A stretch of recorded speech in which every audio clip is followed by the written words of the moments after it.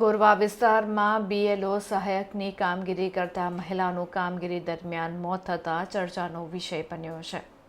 ગોરવા સુભાનપુરા ખાતે રહેતા અને મૂળ નર્મદા તિલકવાડા જિલ્લાના રહેવાસી પૂજાબેન સોલંકી ગોરવા મહિલા આઈટીઆઈમાં નોકરી કરતા હતા. તેઓને ચૂંટણી મતદાન સુધારણા કાર્યક્રમ અંતર્ગત બીએલઓની કામગીરી સોંપવામાં આવી હતી અને તેમને સયાજગંજ વિસ્તાર સોંપવામાં આવ્યો હતો, જેથી ઉષાબેન સોલંકી બીએલઓની કામગીરી કરતા હતા. તે દરમિયાન પ્રતાપ સ્કૂલ ખાતે તેમની અચાનક તબિયત લથડતા તેઓનું મૃત્યુ થયું હતું. જો કે બીએલઓ સહાયક ઉષાબેન સોલંકીનું એકાએક મૃત્યુ થતાં અન્ય બીએલઓ કર્મચારીઓમાં કામના ભારણ અંગેની ચર્ચાનો વિષય બન્યો છે. આ બાબતે જવાબદાર કોણ તે પણ ચર્ચાઈ રહ્યું હતું.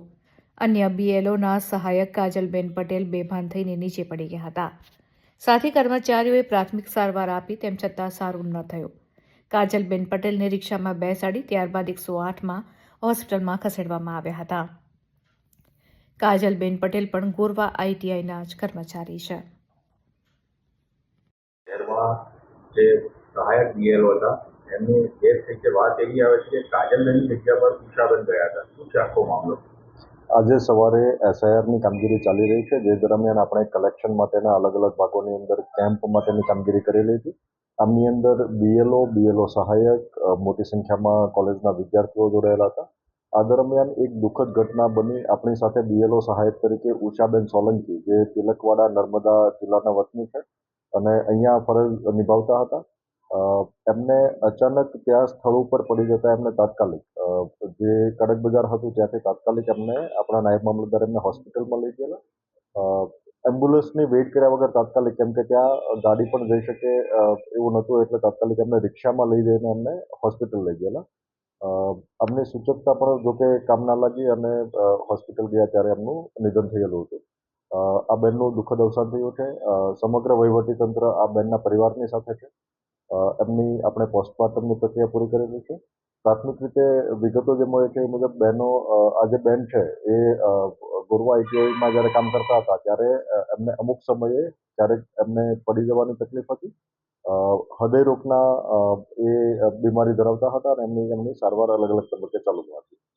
વિશેષ કરીને આપણે કાળજી રાખીએ છીએ કે આપણા જે બીએલઓસ છે, બીએલઓ ઉપર કામનું ભારણ ના વધે એટલા માટે અન્ય એમને સહાયકો, અન્ય સંસ્થાઓ, ગુજરાત સરકાર તેમજ રાજ્ય સરકારની વિવિધ સંસ્થાઓને કામે લગાડી છે. વિવિધ કોલેજના વિદ્યાર્થીઓ આપણને મદદ માટે આવ્યા છે, એટલે આજે પણ મોટી સંખ્યામાં વિદ્યાર્થીઓ પણ આ કામગીરીમાં મદદરૂપ થઈ રહ્યા છે.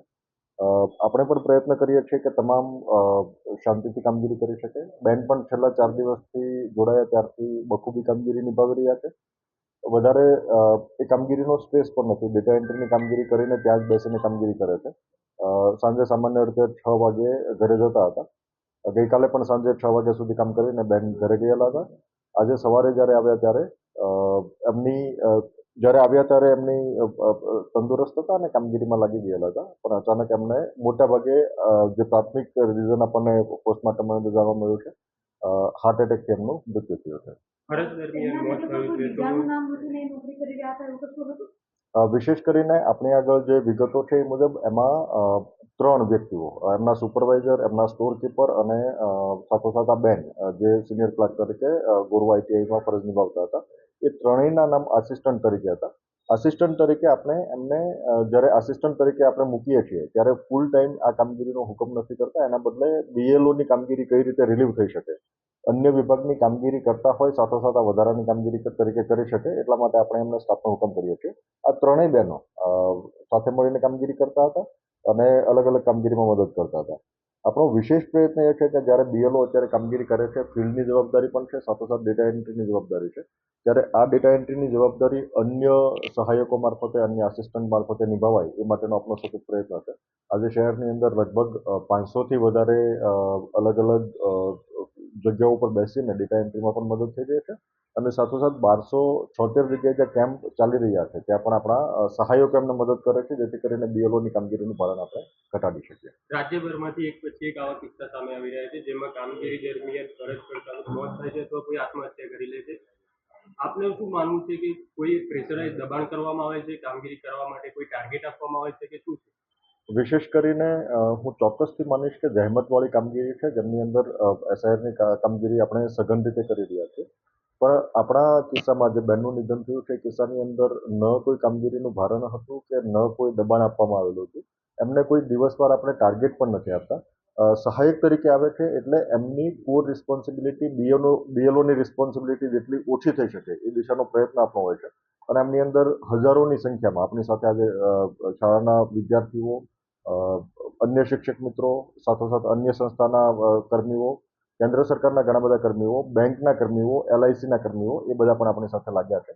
એટલે બેન અગાઉથી હાર્ટના પેશન્ટ હતા અને આ કિસ્સામાં એમને કોઈ દબાણ કરવામાં આવ્યું હોય અથવા તો અન્ય રીતે કામગીરી લેવામાં આવ્યું હોય એવું નથી. ઘટના ચોક્કસથી દુઃખદ છે અને સમગ્ર વહીવટીતંત્ર બેનના પરિવારની સાથે છે. વડોદરા શહેર જિલ્લામાં આ બીજી ઘટના ગઈકાલે પાદરાના એક BLO શિક્ષક તરીકે ફરજ કામગીરી અમે રિક્વેસ્ટ બી કરી હતી કે તબિયત એવી છે એટલે તમે અમને ઓર્ડર ના કરો. ચૂંટણીમાં સહાયકમાં શું નામ છે બેનનું? ઉષાબેન. અચ્છા, કે ક્યાં આગળ ઘટના કરીને શું કરતા? અહીંયા કડક બજારમાં પ્રતાપ સ્કૂલ છે ને ત્યાં હા, શું કરતા હતા? એ બેઠા હતા પણ કંઈક વેટ કરતા હતા. જે એના ઉપરના જે આવે ને સુપરવાઇઝર કે કામગીરી બતાવવાના હતા એમની રાહ જોતા હતા એ લોકો. અને પછી એકદમ જ ત્યાં જ બેહોશ જ થઈ ગયા. એટલે એટેક જેવું કે ગજે ગણો એ ખબર નહીં. અહીંયા લાયા પછી ડૉક્ટરે એવું કીધું કે ડેડ છે. ગોરવા ITI મહિલામાં. હા હા કમ્પ્લીટ. આક્ષેપ એટલે આ જ કે સર અમે રિક્વેસ્ટ તો કરી હતી પણ ઓફિસમાંથી આ લોકોના ઓર્ડર જાણી જોઈને ત્યાં કરાયા છે. 2 જણા રૂબરૂમાં જઈને એમના ઓર્ડર કરાયા. એમને કોઈ બીમારી કે એવું કંઈ હતું કે? ના, બીમારી તો હતી જ એમ, પણ એ તંદુરસ્ત આમ હરતા પડતા કામગીરી તો કમ્પ્લીટ કરતા હતા બધા. અચ્છા બેન, સાહેબ આપ કેટલો ગંભીર મામલો માનો છો કે જે રીતે બંને કામ કરવાના? હા, તે લોડ તો હતો જ એને.